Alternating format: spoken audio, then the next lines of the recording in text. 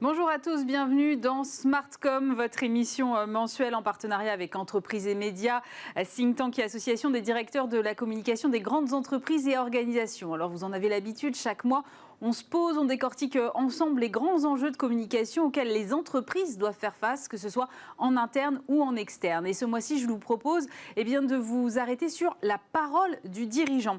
Quel rôle joue le communicant justement dans cette prise de parole du dirigeant? Est-ce que cette parole est davantage gage de crédibilité pour l'entreprise? Comment est-ce qu'on peut coordonner ces prises de parole du dirigeant et celles des autres collaborateurs du groupe? Quels sont les sujets également qui peuvent être réservés aux dirigeants? On en parle tout de suite avec mes invités dans Smartcom.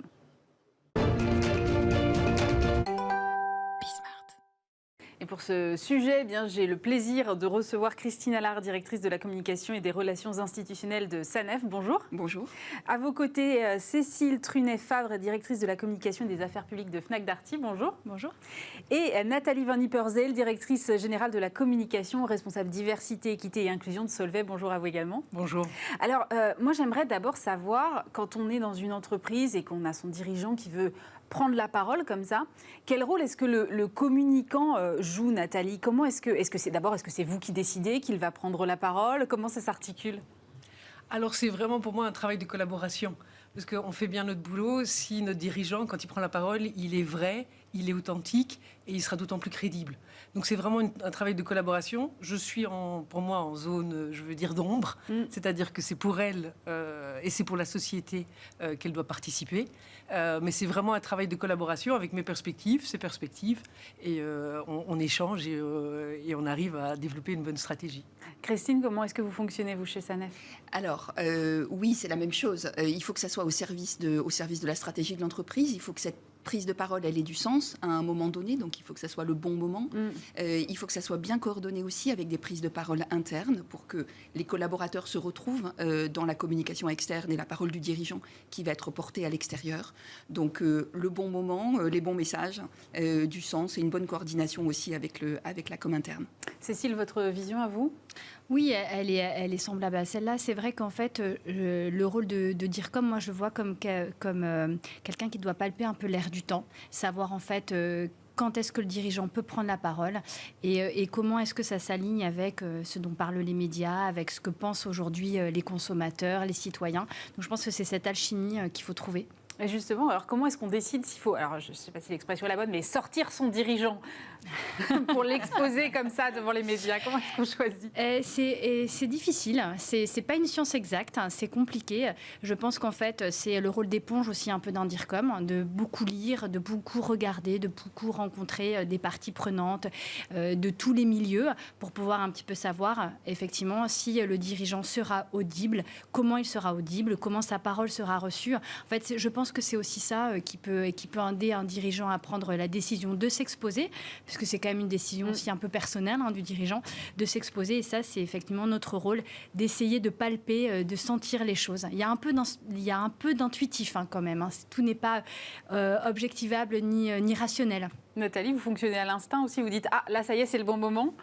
Oui, pour moi, il y a aussi un autre élément qui joue, c'est l'effet de est-ce que d'abord elle a quelque chose à dire, oui, qui est relevant par rapport, parce que bon, Solvay, c'est de la chimie, ce qu'on a à dire n'est pas relevant sur tous les sujets. Bien sûr. Et aussi différenciant. Donc, est-ce que ça apporte quelque chose au débat? Et puis de voir en même temps, mais voilà, comme on disait, est-ce qu'il y a des risques? Est-ce que c'est le bon moment? Est-ce qu'elle est disponible? Étant donné aussi le contexte, est-ce que c'est le bon moment en interne et en externe de s'exprimer sur ce sujet-là? Christine, comment vous arbitrez-vous? Écoutez, je crois que en fait, la parole est d'autant plus puissante qu'elle est utilisée avec parcimonie. C'est-à-dire qu'il ne faut pas exposer notre dirigeant sur tous les sujets de l'entreprise à tout moment. Donc, bien choisir, comme vous le disiez toutes les deux, bien choisir le bon moment, les bons sujets. Et puis, être en interaction avec le dirigeant en permanence et sentir aussi comment lui, il perçoit les choses de manière à ce qu'il soit à la fois vrai, authentique et que sa parole ait toute sa valeur, toute sa puissance. Est-ce qu'il y a des sujets qui lui sont réservés, c'est-à-dire vous dites tel et tel sujet, il n'y a personne d'autre dans l'entreprise qui s'exprime si ce n'est le dirigeant? Oui. tous les sujets vraiment stratégiques sont portés par le dirigeant. Ensuite, nous, ce que nous avons fait chez SANEF, c'est que nous avons créé un programme d'ambassadeurs de manière à pouvoir démultiplier aussi sa parole et que sa parole soit relayée par des collaborateurs de l'entreprise. Donc, on a commencé par un petit cercle de directeurs et puis ensuite, maintenant, c'est d'autres collaborateurs qui s'expriment sur les sujets de l'entreprise avec leurs propres mots. Alors évidemment, ils sont coachés par des communicants, mais en tout cas, c'est eux qui portent aussi la parole de l'entreprise et donc ils démultiplient finalement les messages du dirigeant. Et il n'y a pas un risque de trahir le propos du dirigeant quand on le délègue comme ça à plusieurs, Christine ? Trahir, certainement pas. Ça, c'est notre travail pour le coup de faire en sorte qu'il n'y ait pas de dissonance et que tout le monde soit bien aligné sur un message cohérent. Ensuite, ce côté authentique qui rend la parole finalement assez puissante, nous, on le cultive. À la fois chez le dirigeant et aussi chez les ambassadeurs, chez les collaborateurs. Chez Solvay, est-ce que votre dirigeante, puisque pour le coup c'est une femme, a des sujets de chasse gardée, on va dire, elle ne s'exprime, enfin ces sujets-là ne sont traités que par elle, et est-ce que, à l'inverse, elle peut s'éloigner du sujet de l'entreprise pour aller parler de sujets de société parfois, selon la nature des sujets ? Est-ce que vous autorisez ça en quelque sorte ou pas ? Oui, quand c'est un sujet qui est relevant. Donc il y a, comme chez vous à SANEF, il y a la parole du dirigeant qui porte quelque part vraiment le message de l'entreprise parce qu'elle reste le visage de Solvay. Et alors, elle est aussi plus crédible sur certains domaines. Par exemple, un domaine qui est le mien, qui est la diversité et l'inclusion, comme elle est d'origine franco-marocaine. On va rappeler que votre patron, c'est Ilham Kadri. Oui, Ilham Kadri. Et donc, c'est vrai qu'elle porte avec des tonalités différentes. Comme moi, je peux le faire, et moi, je parle aussi des diversités et d'inclusion, mais j'ai un autre, passé, une autre expérience, des autres anecdotes que je peux raconter. Et donc, ça donne des tonalités différentes, et je trouve que c'est ça qui fait la richesse aussi de ce que la société, Solvay, peut apporter et peut amener au débat. Cécile, quel est le précaré du dirigeant chez Fnac Darty ? Alors nous, en fait, je ne sais pas si je dirais qu'il y a un précaré. En tout cas, ce qui est certain, c'est qu'un peu comme chez SANEF, nous, on travaille aussi beaucoup la dimension d'ambassadeur. Nous, on a cette chance d'avoir des marques comme Fnac, Darty, Nature et Découverte, qui sont des marques très patrimoniales, en fait, dont tous nos clients se sentent très, très proches de ces marques-là, et nos collaborateurs également. Et donc, c'est vrai qu'on a des collaborateurs qui, très spontanément, s'expriment sur nous, sur le groupe, sur ce qu'ils pensent, qui en plus, on a des vendeurs extrêmement passionnés. Vous êtes sur un segment B2C aussi, à l'inverse. Voilà, donc, exactement.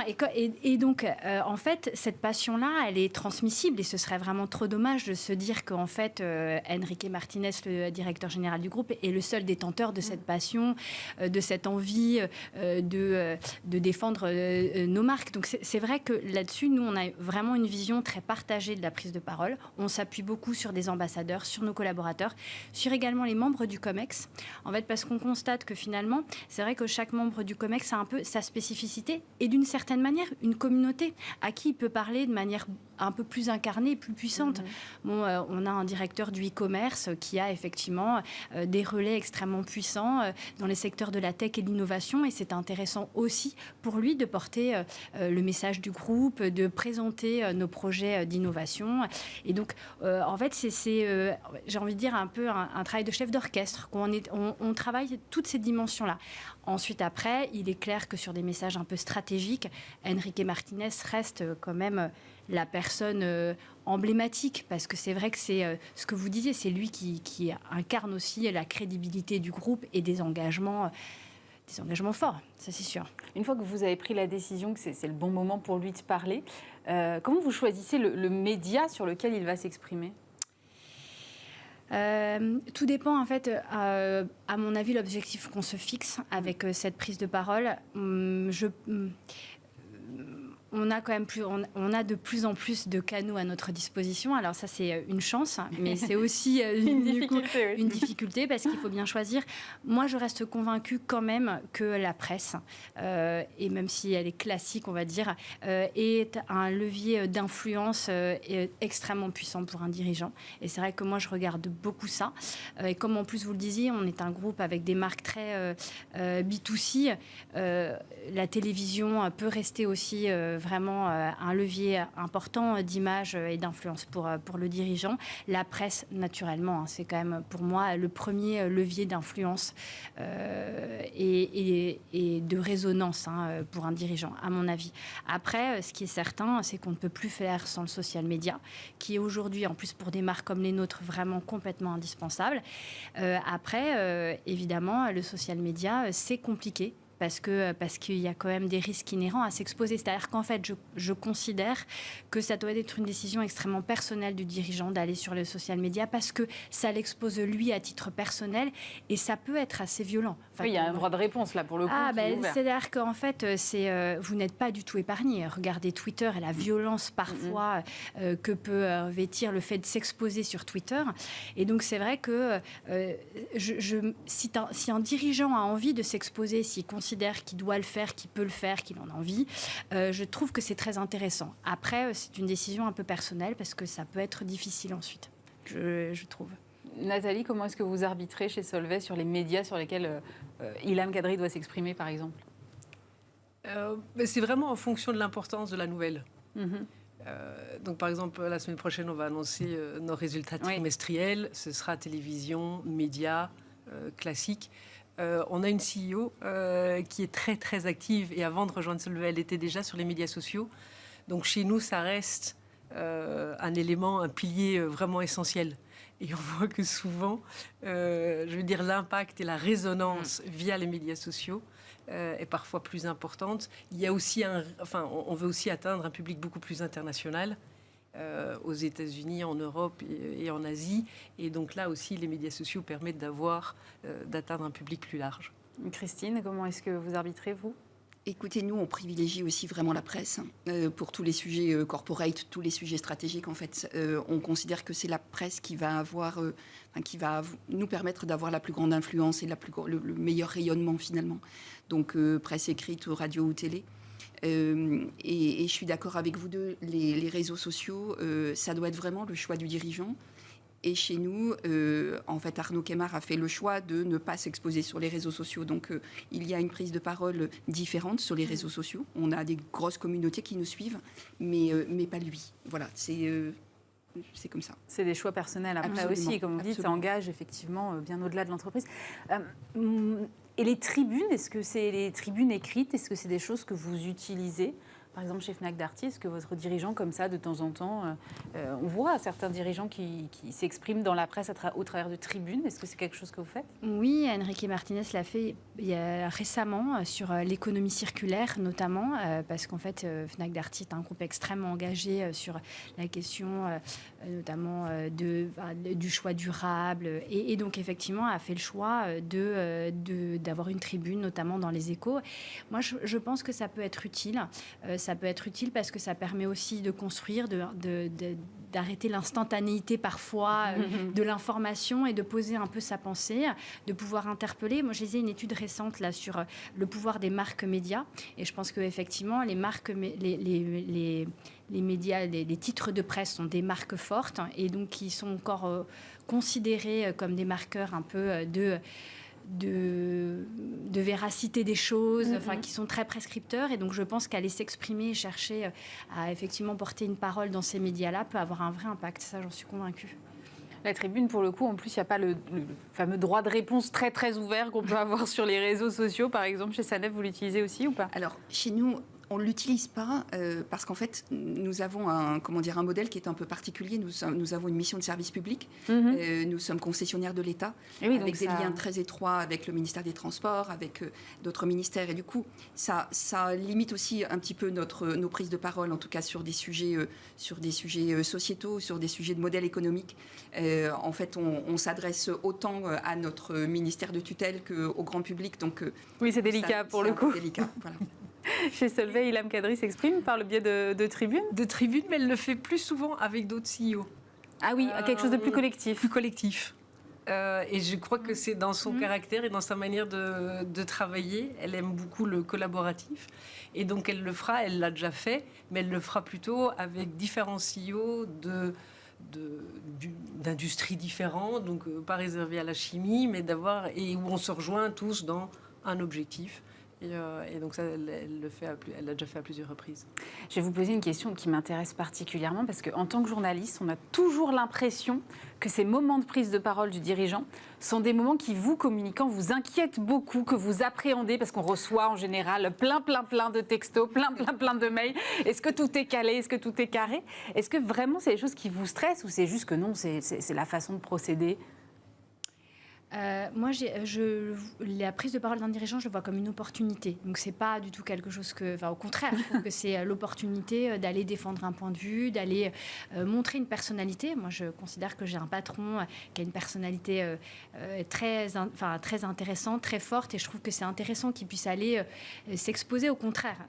En revanche, il est certain que c'est pas un exercice facile et que le cadrage en amont permet aussi d'être meilleur. C'est-à-dire, en fait, si le dirigeant a pu mieux préparer son intervention, savoir exactement ce qui allait lui être posé, je pense qu'ensuite, après, c'est plus intéressant pour lui, pour le journaliste, pour les personnes qui écoutent.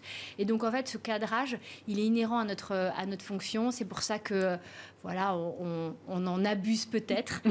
Mais certains, pas tous. Mais je pense qu'en tout cas, ça permet de rendre l'exercice plus intéressant et d'avoir une meilleure qualité in fine. Et c'est quand même ça qu'on cherche à faire. Nathalie ? Vous appréhendez les moments de prise de parole ou... Si je devais appréhender, je serais tout le temps stressée. Parce qu'il aime bien s'exprimer, que ce soit dans les médias ou en interne, etc. Donc on a beaucoup de moments d'interaction aussi, parce que Solvay a traversé une grande transformation.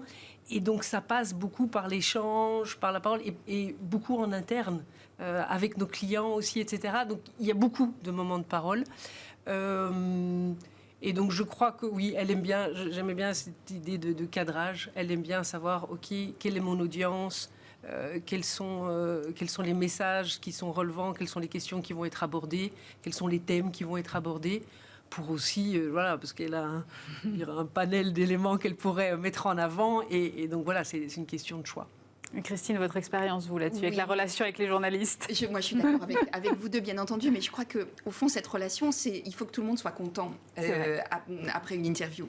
Aussi bien le journaliste qui vient chercher des informations que le dirigeant, parce qu'il aura pu passer ses messages et qu'il se sera senti à l'aise, écouté, compris, et que nous, parce que du coup, on aura eu le sentiment de bien faire notre travail. Donc, voilà, c'est un objectif gagnant-gagnant, et cette préparation, en fait, ça nous permet évidemment de limiter les risques. Qu'est-ce qui décide? Oui, peut-être un élément, c'est que moi j'ai été journaliste pendant 15 ans. Et donc, oui, vous comprenez alors ma question. donc peut-être que je le vis différemment et que c'est spécifique à mon histoire. Voilà, excusez-moi. Non, je vous en prie. Mais du coup, quelle est votre part de travail, Christine, en amont de ces prises de parole? Est-ce que c'est vous qui briefez le dirigeant, qui disent là, les messages importants, c'est ça, ou est-ce que le dirigeant a une liberté totale? Comment est-ce que vous faites? Oui, il y a forcément un temps de préparation, à la fois sur la manière dont on va faire passer les messages et aussi sur... c'est classique, sur les questions pièges à éviter, comment est-ce qu'on répond sur telle ou telle question. Voilà. Donc nous, dans les autoroutes, on a souvent des questions qui sont un peu poil à gratter, donc on les prépare. J'imagine, on voit tous lesquels d'ailleurs. Chez Solvay, comment vous travaillez? Est-ce que, pareil, vous arrivez avec une liste faite et Ilham Kadri ne doit pas en déborder, ou est-ce qu'elle a sa liberté? Non, je crois que voilà, je crois pas qu'on cadre. Enfin, je ne sais pas quelle est votre expérience, mais en tout cas moi pas. Moi, je ne pourrais pas et je ne voudrais pas, parce que ça perdrait aussi en authenticité et en crédibilité. Donc c'est vrai que c'est une question de préparation. Et puis après, je veux dire, parfois dans l'échange, elle peut aussi sentir certaines choses, des choses que moi j'aurais a priori pas dit, mais qu'elle trouve que c'est important et que c'était le bon moment de le faire. Et donc elle garde sa liberté, parce que c'est elle qui est, je veux dire, en face des journalistes ou des dirigeants. Cécile, vous? Oui, après, je pense que l'équilibre est difficile à trouver. C'est ça qu'il faut trouver, c'est-à-dire de la spontanéité. C'est aussi important. Et moi, j'ai déjà constaté aussi une interview réussie d'un point de vue d'un journaliste. C'est, il me semble... je vais vous confirmer sans doute. Si le dirigeant, finalement, est peut-être sorti d'éléments de langage un peu cadrés, s'il y a eu moins de langue de bois, si on a eu l'impression qu'il y avait effectivement un échange réel où le dirigeant s'exprimait vraiment. Donc, je pense que ça, c'est un exercice exercice réussi d'un point de vue de journaliste. Et donc, je pense qu'il faut arriver aussi, et c'est ce que tu disais, à ce que tout le monde s'y retrouve et tout le monde soit satisfait de l'interview. Ensuite, après, c'est s'exposer. On l'a dit, c'est quand même un enjeu, et donc et de plus en plus. Et on sait que la parole du dirigeant est extrêmement scrutée. Et donc, il faut aussi qu'il soit bien préparé pour s'exprimer de manière quand même cadrée. Nous, je vois aussi, on est une entreprise cotée, et donc d'une certaine manière, on a aussi une limite légale, en fait. Donc, il doit être aussi cadré dans ce qu'il peut dire, dans ce qu'il doit dire. Et donc, tout ça, en fait, c'est une alchimie à trouver. Mais je pense que la spontanéité d'un dirigeant, c'est aussi ça qui fait que les journalistes apprécient et qu'une interview est réussie. La spontanéité jusqu'à l'émotion, il y a une place pour l'émotion ? Ça, c'est une bonne question parce que, en fait, je me dirais il faut faire attention parce que l'émotion est intéressante dans le sens où peut-être je le manierais, enfin, je mettrais ça au regard de l'empathie. Je pense qu'en fait, un dirigeant se doit quand même d'être empathique. On a traversé avec le Covid des choses qui étaient difficiles. Je pense que c'est important que le dirigeant ne soit pas déconnecté de ce type d'émotion. En revanche, je pense que l'émotion vraiment très forte et incontrôlée n'est pas complètement le meilleur ami d'un dirigeant qui, quand même, on l'a dit, se doit aussi d'avoir du recul, une prise de hauteur. Donc, c'est l'émotion, l'empathie, on va dire. Christine ? Oui, je suis complètement d'accord. En fait, le dirigeant, c'est à la fois le visage et la voix de l'entreprise, ou l'incarnation vraiment de l'entreprise. Donc, je pense qu'il est d'autant plus efficace en communication qu'il est authentique, qu'il est lui-même, finalement, qui fait passer ses messages en étant lui-même et en sortant des cadres bien établis par ses équipes de communication. Ensuite, l'émotion... en fait, effectivement, il faut la manier avec précaution, mais parfois, elle doit surgir lorsqu'on parle de sujets humains. Nous, par exemple, sur l'autoroute, on a parfois des drames. On en a eu un encore hier, terrible, un accident terrible avec des personnes qui ont perdu la vie. Dans ces cas-là, l'émotion, elle est presque attendue. C'est-à-dire qu'on parle de sujets de vie et de mort. On s'adresse aussi à nos collaborateurs quand on porte la parole vers l'extérieur. C'est aussi nos collaborateurs qui sont les premières cibles. Donc, on peut exprimer une émotion qui va être peut-être aussi une émotion collective, mais ensuite à manier avec beaucoup de précautions. Nathalie, vous, quelle place vous réservez à l'émotion alors ? Mais moi, j'ai été éduquée avec, vous savez, les notions d'Aristote où on disait toujours il faut parler au logos, ethos et aussi pathos. Et donc, l'émotion, elle a une place. Sans excès, surtout pas de larmes, pas de machin, etc. Ça, non. Mais je veux dire d'apporter, de dire je suis avant tout un être humain. Je suis un CEO, je suis un PDG, mais je suis aussi un être humain qui peut être frustré devant certaines situations, qui peuvent être contentes, joyeuses. Enfin, je veux dire, il y a toute la palette d'émotions qui sont possibles. Tristes. On a eu aussi un accident avec une personne qui a perdu la vie. Eh bien, ça nous a tous... l'émotion de notre CEO, quand elle en a parlé, ça nous a tous marqués. Et on a pris aussi la mesure de l'ampleur de ce qui s'est passé. Et on en reparle souvent et on fait beaucoup plus attention aussi en termes de sécurité. Et donc, pour moi, c'est important. Mais surtout sans excès. Sans excès. Oui. Et moi, je me posais la question, est-ce que vous débriefez après ? Est-ce que vous lui donnez des bons points ou des mauvais points, Cécile ? Toujours, non. Je pense que c'est important. Moi, je pense que c'est important. Alors, le débrief, ou en tout cas, parce qu'encore une fois, s'exposer, c'est quand même difficile. Et que je pense que c'est important pour un dirigeant aussi de savoir, d'avoir un regard un peu objectif. Et je pense que c'est notre fonction, un regard objectif sur ce qui s'est bien passé, moins bien passé. Sur les messages qui ont été bien portés, moins bien portés, compréhensibles, moins compréhensibles. Je pense que pour moi, c'est important, ce débrief. Et je le fais toujours. Nathalie, tout à l'heure, Christine disait notre première cible quand le dirigeant prend la parole, finalement, c'est aussi nos collaborateurs et l'interne. C'est aussi comme ça que vous le vivez ? Oui. Et on veille toujours à d'abord informer l'interne, parce que je sais, quand j'étais dans des sociétés, combien c'était frustrant d'apprendre, même si les médias sont parfois très bien informés, d'apprendre ça. Donc, toujours d'abord l'interne. Et on fait énormément de communication interne. Beaucoup de vidéos, elle a aussi ses lettres, elle a des sessions de Q&A, enfin de questions-réponses où on vote pour les questions qui ont le plus où il y a le plus de collaborateurs qui aimeraient bien avoir une réponse, et puis on fait des sessions avec elle. Beaucoup de temps, beaucoup de temps. Et elle avait d'ailleurs aussi créé au tout début, et ça fonctionne toujours parce que je peux vous le dire, je reçois les questions.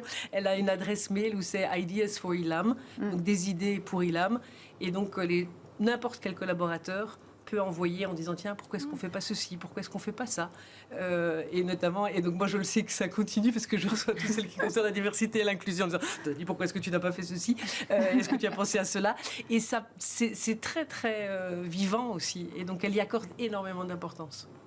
C'est un moment qu'ils aiment, les dirigeants, ou ça dépend finalement un peu de la personnalité de chacun? Christine? Oui, moi je pense que ça dépend vraiment de la personnalité de chacun. En même temps, ça fait partie intégrante de leur job, d'incarner l'entreprise. Donc de toute façon, il faut le faire. Après, certains aiment particulièrement l'exercice et d'autres un peu moins. Quels seraient les tips que vous donneriez avant d'une prise de parole d'un dirigeant? Quelles sont les bonnes et les mauvaises, les choses à faire et les choses à surtout pas faire? Moi, je dirais avant tout se préparer. Se préparer, et puis ensuite être soi-même. Nathalie, même question. Qu'est-ce qui... Excellente réponse. Bon, Cécile, vous avez un complément. Très bien, ce sera le mot de la fin. Alors, si tout le monde est d'accord, c'est parfait. Merci beaucoup, Christine Allard, directrice de la communication et des relations institutionnelles de SANEF, Cécile Trunet-Fabre, directrice de la communication et des affaires publiques de Fnac Darty, et Nathalie Van Yperseel, directrice générale de la communication, responsable diversité, équité et inclusion de Solvay. Merci à toutes les trois d'avoir été mes invités, et on se retrouve bien sûr le mois prochain pour un nouveau numéro de Smartcom.